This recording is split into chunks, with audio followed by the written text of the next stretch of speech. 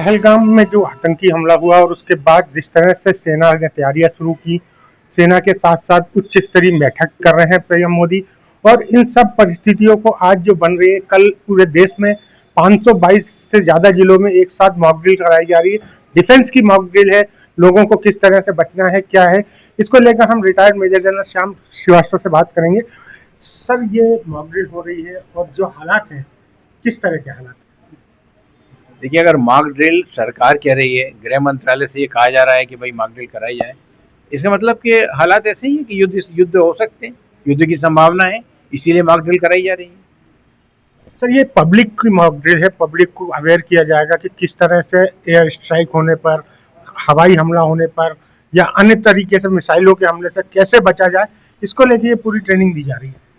देखिए, यही होता है, क्या होता है, बॉर्डर के ऊपर जो लड़ाई चल रही है वो तो चल ही रही है, लेकिन आपके एयरक्राफ्ट हैं या जहाँ पर सी के पास में जो लोग हैं, जो सिटीज़ हैं, वहाँ पर नेवी के लोग होते हैं, वहाँ से फायर वगैरह होता है, उसके अंदर लोग आते हैं और एयरक्राफ्ट वगैरह जो हैं वो अपने स्ट्रेटेजिक टारगेट्स को जब ख़त्म करने की कोशिश करते हैं या कई बार पब्लिक के ऊपर गोलाबारी करके और उनका मनोबल तोड़ना चाहते हैं, तो ऐसे टाइम पर वो ये सब कुछ कर सकते हैं। एक बार बता दूं,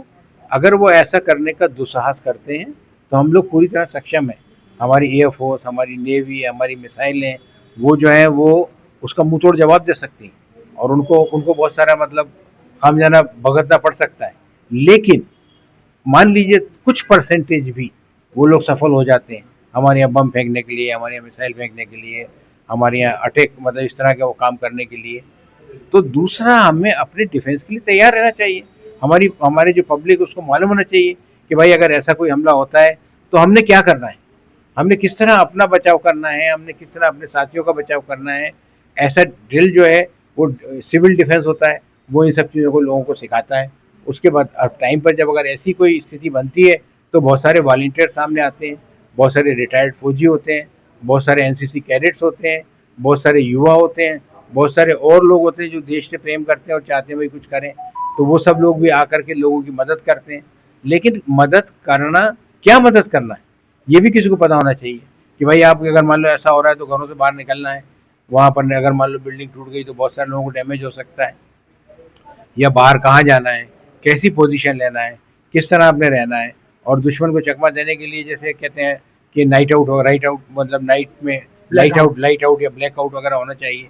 तो वो सबको बताना है लोगों को। अगर कई लोग फिर भी मतलब ध्यान नहीं देते, बहुत कैजुअली इन चीज़ों को लेते हैं जो नहीं लेना चाहिए। तो हमने देखा है 71 वार के अंदर भी हम लोग थे, 16 वार में तो हम बहुत छोटे बच्चे थे, लेकिन सड़कों पे जा करके जहाँ पर लाइट आती थी वहाँ दरवाज़ा खटखटा के बताते थे कि भाई अपनी लाइट बंद करो, उस समय मतलब लड़ाई चल रही थी।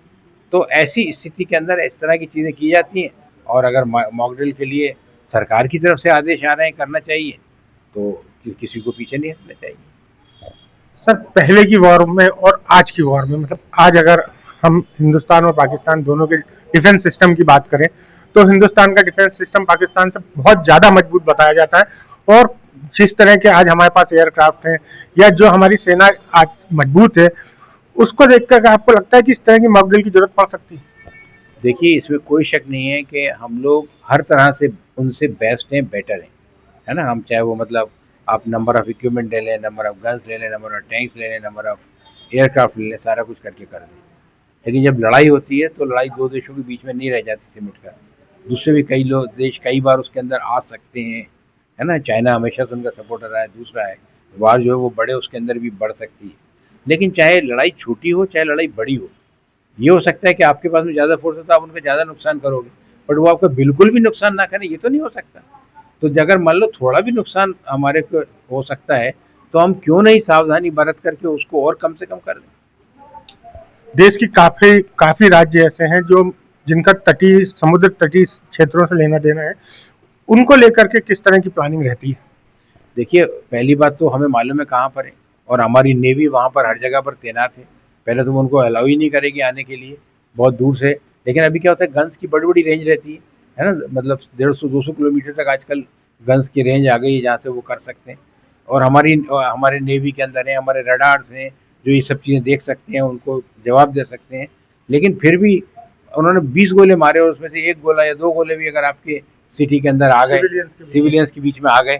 तो अगर आपने ठीक से अपने आप को सुरक्षित कर रखा है, ये ड्रिल की प्रैक्टिस कर रखी है, आप सही जगह के ऊपर लग मतलब वैसा अपनी पोजीशन ले लेते हो, तो आपको नाम मात्र का नुकसान नहीं होगा या बहुत कम नुकसान होगा, अनलेस के बम मतलब इतने अनलकी कि बम आके आपके ऊपर ही गिर जाए। अदरवाइज आप देख सकते हैं, बाकी चीज़ें कर सकते हैं। तो इन चीज़ों को जब लड़ाई होती है तो लड़ाई होती है ना, उसमें कुछ नहीं देखना। और जब अगर सरकार या जो भी हमारे आर्म फोर्सेज हैं या दूसरे सिविल डिफेंस है, वो आपको ये चीज़ें सिखाने की कोशिश करती है, तो ज़रूर सीखिए और अपनी जान को बचाइए। देश में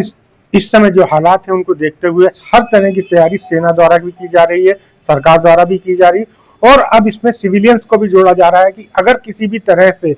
किसी भी परिस्थिति में अगर उनको किसी तरह की आपदा आ जाती है या उनके ऊपर कोई एयर स्ट्राइक हो जाती है या किसी तरह से दूर से कोई चीज से अटैक किया जाए, तो अपने आप को कैसे मॉक ड्रिल के जरिए ये सिखाया जाएगा कि कैसे अपने आप को कम से कम अपना खुद का बचाव और अपने परिवार का और अड़ोसियों पड़ोसियों का बचाव आपको कैसे करना है। पंकज अग्निहोत्री, लोकसभा में मौजूद भोपाल से।